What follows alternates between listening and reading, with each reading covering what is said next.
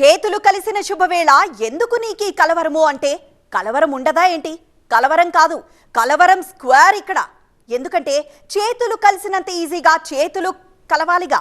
ఒకరినొకరు అర్థం చేసుకొని కలిసి కూర్చొని సీట్ల లెక్కలు తేల్చుకోవాలంటే మాటలు కాదు, మీటర్లు పగిలిపోతున్నాయి అక్కడ. కూటమిలోకి కమలం పార్టీ ఎంట్రీతో మారిన క్యాలిక్యులేషన్స్ ఏంటి?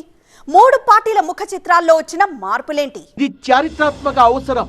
రాష్ట్ర భవిష్యత్తు కోసం, దేశ సౌభాగ్యం కోసం ఒక్కటయ్యాం, కౌగిలించుకున్నాం, కలిసి కొట్లాడాలని డిసైడ్ అయ్యామంటూ ఢిల్లీ నుంచి ఫ్రెండ్షిప్ పాట బ్యాక్గ్రౌండ్ తో రిటర్న్ జర్నీ అయ్యారు చంద్రబాబు అండ్ పవన్ కళ్యాణ్. గతంలో కూడా పొత్తు చర్చల కోసం ఇద్దరు ఢిల్లీకి వెళ్ళినా ఫలితం విషయంలో మాత్రం కడుపు నిండా కన్ఫ్యూజన్లే.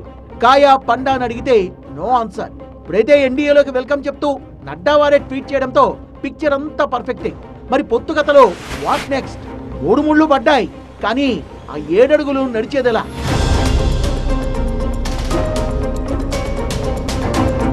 కూటమి పార్టీల కౌగిలింతల పర్వం జబర్దస్త్గా మొదలైంది. 3 పార్టీల మధ్య ఓట్లు ట్రాన్స్ఫర్ అవుతాయా లేదా అనే సంగతి అటుంచితే ప్రస్తుతానికి సీట్ల ట్రాన్స్ఫర్ల మీద జరిగే కసరత్తు మీదే ఫోకస్ అంతా. బీజేపీని దృష్టిలో పెట్టుకునే టికెట్లు పంచుకున్నామని చంద్రబాబు క్లారిటీ ఇచ్చారు. కమలం పార్టీ మాతో కలిసిస్తుందని ముందే తెలుసు, అందుకే వాళ్ళ కోసం కొన్ని సీట్లు రిజర్వ్ చేసే ఉంచామని పవన్ కళ్యాణ్ ఇచ్చిన స్టేట్మెంట్ ముండనే ఉంది. 99 పేర్లతో ధైర్యంగా తొలి జాబితా రిలీజ్ చేశాయి తెలుగుదేశం, జనసేన పార్టీ. పరస్పరం మాట్లాడుకుని రెండో జాబితాను కూడా రాసి పెట్టుకున్నాయి. ఇప్పుడు పెద్దన్న పొజిషన్లోకి వచ్చేసిన బీజేపీ మాకేంటి అంటూ రాగం తీయడంతో లెక్కలు తిరగరాయక తప్పని పరిస్థితి. గతంలో పరస్పరం తిట్టుకున్న మోదీ, బాబు ఇప్పుడు మళ్లీ వేదికను ఎలా పంచుకుంటారు? అసలు ఈ పొత్తే అనైతికమనే సుమతి శతకాలు వినిపిస్తూనే ఉన్నా బేఖాతరు చేస్తూ ముందుకే నడవాలి. ఎందుకంటే ఒకవైపు మోడీ ఏమో ఈయన దొంగ, లూటీదార్, చోర్ అని చెప్పి ఆయన తిడతాడు. ఏటీఎం అంటే పోలవరాన్ని దోచుకున్నాడు అంటాడు. ఇంకొక వైపు ఈయనేమో మోడీ పెద్ద టెర్రరిస్టు, దొంగ, అసలు మోడీ లాంటి వాడు ఉండకూడదు ఈ దేశానికే, అతను ఊరికి పంపేయాలని అంటాడు. ఇద్దరు భయంకరంగా తిట్టుకుంటారు ఆ స్నేహం పోయాక.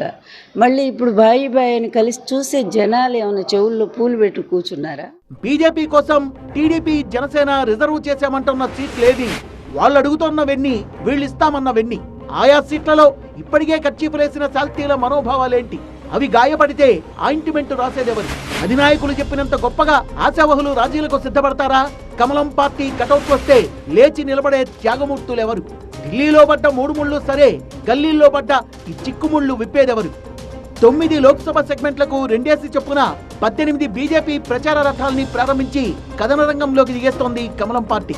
మోదీ పథకాలు, ఎన్నికల మేనిఫెస్టోపై ప్రచారం చేసేలా వాహనాలపై ఎల్ఈడి స్క్రీన్స్ ఏర్పాటయ్యాయి. కానీ బీజేపీ పోటీ చేసే ఆ స్థానాలేంటి అనేదే ఉత్కంఠ. సస్పెన్స్ కి తెరదించుతూ ఏపీలో అభ్యర్థుల జాబితా ఖరారు చేసే పనిలో పడింది బీజేపీ. సంఘటన్ కార్యదర్శి మధుకర్తో కలిసి మంతనాలు మొదలుపెట్టారు బీజేపీ చీఫ్ పురంధేశ్వరి. మొదటగా అసెంబ్లీ అభ్యర్థుల జాబితాను స్క్రీనింగ్ చేస్తారు, ఆ తర్వాతే ఎంపీ సీట్ల పంచాయతీ. ఏదైతే మనం పొత్తు అని చెప్పి అనుకుంటున్నామో ఆ పొత్తు ఖరారు అయ్యింది అనేటువంటి విషయాన్ని మీ మాధ్యమంగా ప్రజలకి తెలియజేస్తున్నాం.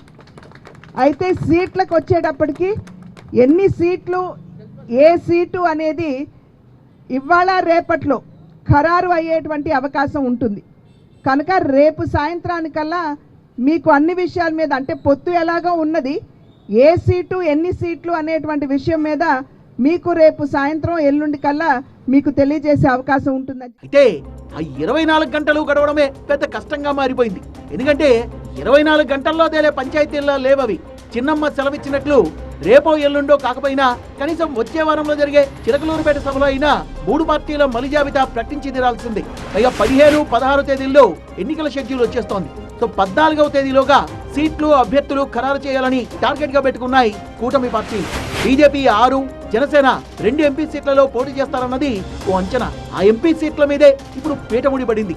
ఆల్రెడీ క్యూలో ఉన్న ఆశావహులు అడ్డం తిరగడంతో కూటమి పార్టీల్లో అంతర్యుద్ధం మొదలైంది.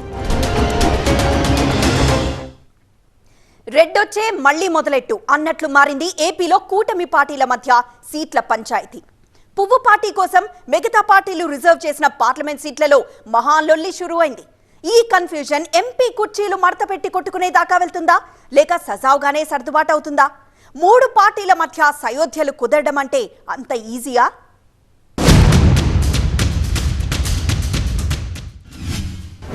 దుష్ట శిక్షణ శిష్ట రక్షణ జరగాలి అని అంటే శ్రీరాముల వారికి కూడా మరి ఆంజనేయుడు, జాంబవంతుడు, విభీషణుడు, అదేవిధంగా ఉడత సహాయం కూడా తీసుకోవాల్సి వచ్చింది. ఇవాళ రాష్ట్రంలో కూడా అదే పరిస్థితి ఉంది. దుష్ట శిక్షణ జరగాలి, శిష్ట రక్షణ జరగాలి. కనుక మా కార్యకర్తలు ఈ విషయాన్ని అర్థం చేసుకోగలిగినటువంటి సామర్థ్యం కలిగినటువంటి కార్యకర్తలు. రామరావణ యుద్ధంలో మాది జస్ట్ ఉడత సాయం అంతే అని చెప్పకనే చెప్పింది బీజేపీ. 3 పార్టీల కలయికలో కమలం పార్టీకి దక్కబోయే స్థానాలు ఫలానా అనే స్పష్టత కూడా వచ్చేసింది. బీజేపీ ఆశించే 6 ఎంపీ సీట్లలో ఇప్పటికే 3 ఖర్చీపులు పడ్డాయి. టార్గెట్ 370 దిశగా బీజేపీకి ఎంపీలే కీలకం. అందుకే అసెంబ్లీ సీట్ల పంచాయతీ మీ ఊళ్ళలో చూసుకోండి. ప్రస్తుతానికి ఎంపీ సీట్ల లెక్కే తేలుద్దామని తేల్చేసింది బీజేపీ అధిష్టానం. బీజేపీ జనసేనకు కలిపి 30 అసెంబ్లీ, 8 పార్లమెంట్ సీట్లు కేటాయించినట్లు టీడీపీ చెప్తూ వస్తోంది. కానీ ఈ లెక్కన బీజేపీకి దక్కేది 6 ఎంపీ, 6 ఎమ్మెల్యే సెగ్మెంట్లు, 10 పార్లమెంట్, గరిష్టంగా 18 అసెంబ్లీ స్థానాలతో మొదలుపెట్టిన బీజేపీ పెద్దలు ఆ తర్వాత 6 లోక్సభ సీట్లతో సాటిస్ఫై అవుతున్నారు. ఇప్పటికే తమ కోటాలోకి వచ్చే పార్లమెంట్ స్థానాలపై ఓ క్లారిటీతో ఉంది ఏపీ బీజేపీ. పొత్తు ఖరారు కావడంతో రెండో జాబితాపై కసరత్తు మొదలుపెట్టారు పవన్ కళ్యాణ్. మొదట్లో 24 అసెంబ్లీ, 3 పార్లమెంట్ సీట్లు జనసేనకిస్తున్నట్టు ప్రకటించారు. కానీ మారిన పరిస్థితుల వల్ల ఒక సీటును బీజేపీకి త్యాగం చేసి 2 పార్లమెంట్ స్థానాల్లోనే పోటీ చేస్తోంది జనసేన. ప్రస్తుతానికైతే మచిలీపట్నం, కాకినాడ పార్లమెంట్ స్థానాల్లో అభ్యర్థుల వడబోత మొదలుపెట్టారు పవన్ కళ్యాణ్. పవన్ ను లోక్సభకు పోటీ చేయాల్సిందిగా అమిత్ షా చేసిన ప్రపోజల్ జనసేనలో కొత్త చర్చకు తావిస్తోంది. ఒకవేళ ఆ పరిస్థితే కనుకొస్తే పవన్ గురిపెట్టేది కాకినాడ పార్లమెంట్ సీటు మీదే. కాపు సామాజిక వర్గం బలంగా ఉన్న కాకినాడ ఎంపీ స్థానం పవన్ కి హాట్ ఫేవరెట్. 2019లో కాకినాడ ఎంపీతో పాటు 5 అసెంబ్లీ నియోజకవర్గాల్లో కాపు నేతలే గెలిచారు. పైగా పవన్ అనకాపల్లి ఎంపీ సీట్ నుంచి పోటీ చేస్తే ఆ పరిధిలోని 7 నియోజకవర్గాల్లో జనసేన ప్రభావం పెరిగే ఛాన్స్ ఉంది. ఇప్పటికే జనసేన నుంచి సానా సతీష్, యాళ్ల దొరబాబు ఆల్రెడీ కాకినాడ ఎంపీ కుర్చీలో ఖర్చు వేశారు. పవన్ కోసం వాళ్ళు త్యాగమూర్తులుగా మారి పక్కకు జరిగినా జరగచ్చు. ఇక అనకాపల్లి, విశాఖ ఎంపీ సీట్ల విషయంలో కూటమి పార్టీల్లో మెలికబడింది. విశాఖ నుంచి పోటీకి బీజేపీ నుంచి 2 ఏళ్లుగా ఆశగా చూస్తున్నారు జీవీఎల్ నరసింహరావు. పండుగలప్పుడు డాన్సులు గట్రా చేసి జనాన్ని మెస్మరైజ్ కూడా చేశారు.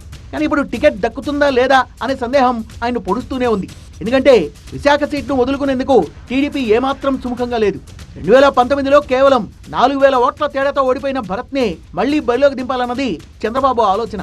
పైగా బాలయ్య అల్లుడిగా భరత్ చంద్రబాబు కుటుంబానికి కావాల్సిన వాడు. అందుకే బీజేపీని బతిమాలో బామాలో విశాఖ జోలికి రాకుండా చూస్తోంది టీడీపీ. అదే జరిగితే విశాఖ టికెట్ కోసం పోటీ పడుతున్న జీవీఎల్ తో పాటు సీఎం రమేష్ కి సైతం భంగపాటు తప్పదు.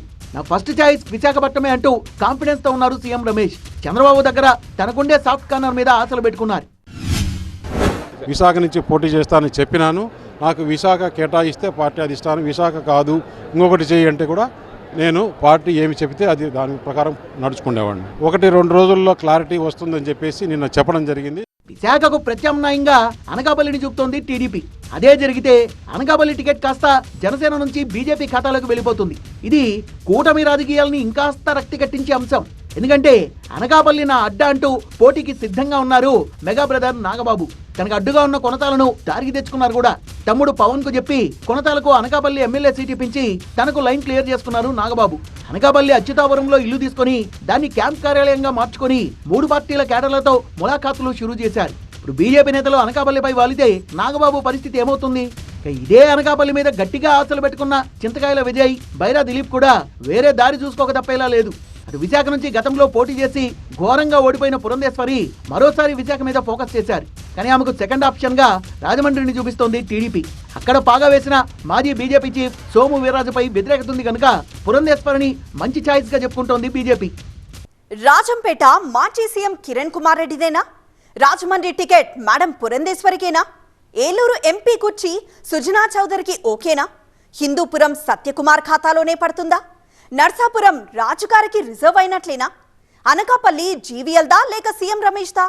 వీళ్ళిద్దరూ కాకుండా మరొకరెవరైనా వచ్చి ఎగరేసుకుపోతారా?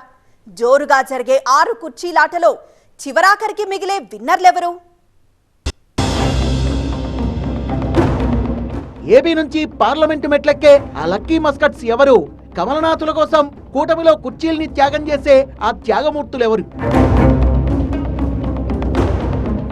రాజకీయాల్లో పొత్తు ధర్మం అంటే నాకు నువ్వు నీకు నేను పూర్తిగా త్యాగంతోనే ముడిపడే ఉంటుంది. మిత్రపక్షాల కోసం కొన్ని సీట్లు కొంతమంది వదులుకోవాల్సిందే, తప్పదు. ప్రస్తుతం ఏపీలో కుదిరిన ఈ అపోజిషన్ కూటమిలో త్యాగాల సమస్య అనేది టీడీపీ జనసేనకు మాత్రమే వర్తిస్తుంది. బీజేపీ కోసం త్యాగమూర్తుల్ని సిద్ధం చేసుకోవడమే ఆ రెండు పార్టీల విధి. ఉన్నదే చాలా తక్కువ సమయం. ఈ హరీబరీ సెలక్షన్ తో కొన్ని సీట్లలో రాంగ్ టికెట్లు కన్ఫర్మ్ అయ్యే ప్రమాదం ఉంది. అటువంటి నియోజకవర్గాల్లో రెండు పార్టీల మధ్య సమన్వయం దెబ్బతింటుంది. ఓట్ల ట్రాన్స్ఫర్ అనేది కూడా సమస్యగా మారుతుంది. పొత్తు తేడా కొడుతుందేమో అనే సందేహాలు పుడతాయి. ఇప్పుడు ఏపీలో 1% ఓటు బ్యాంక్ ఉన్న బీజేపీకి సీట్లు ఇవ్వడం అంటే వాటిని వైసీపీకి వదులుకోవడమే అనే భావన ఆ పార్టీ క్యాడర్ని ఉడికిస్తోంది. జిల్లాకొకటి, సామాజిక వర్గానికి ఒకటి అని లెక్కలేసుకొని బలాబలాలతో ప్రమేయం లేకుండా సంఖ్యాపరంగా టికెట్ల పంపకాలు జరిగితే మొదటికే మోసం వస్తుందనేది కూటమిని ఇబ్బంది పెడుతున్న మరో అంశం. ఈ ప్రమాదాన్ని ముందే ఊహించారు టీడీపీ అధినేత చంద్రబాబు. ఏపీ బీజేపీలోని 4 లీడర్లపై అభ్యంతరం వ్యక్తం చేస్తూ వాళ్ళను బ్లాక్ లిస్ట్ లో పెట్టి పోటీకి దూరంగా ఉంచాలని ప్రపోజ్ చేశారట. దీనికి బీజేపీ అధిష్టానం కూడా సరే అన్నట్టు తెలుస్తోంది.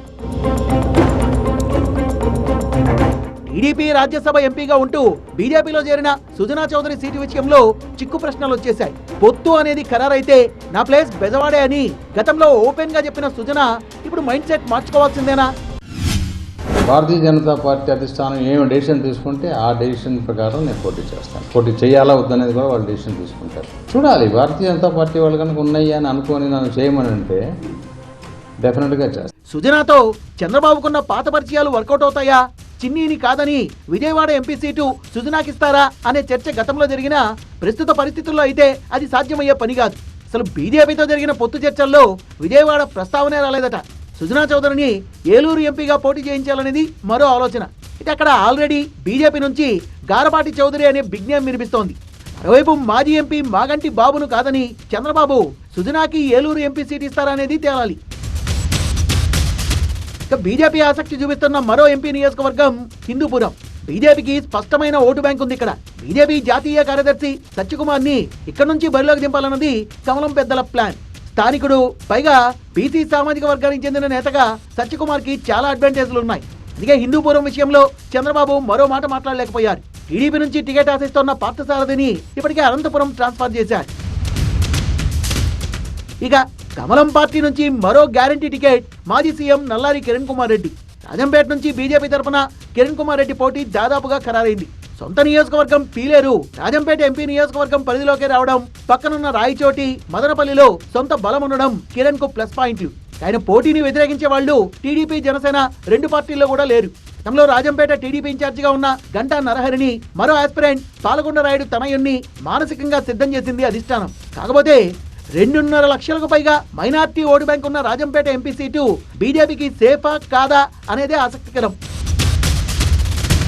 ఇప్పటికే ఏపీలో ఒంటరి పోరుకు సిద్ధమై అన్ని నియోజకవర్గాల్లో 3 పేర్లతో అభ్యర్థుల జాబితాలు సిద్ధం చేసుకుంది బీజేపీ. ఇప్పుడు ఈ 6 ఎంపీ స్థానాల్లో ఆ జాబితాలని ఫిల్టర్ చేయడం మొదలుపెట్టింది. తుది జాబితా గురించి కేంద్రం పెద్దలతో చర్చించారు పురంధేశ్వరి. మాకున్నటువంటి ప్రాబబుల్ క్యాండిడేట్స్ వారికి చెప్పున్నాము.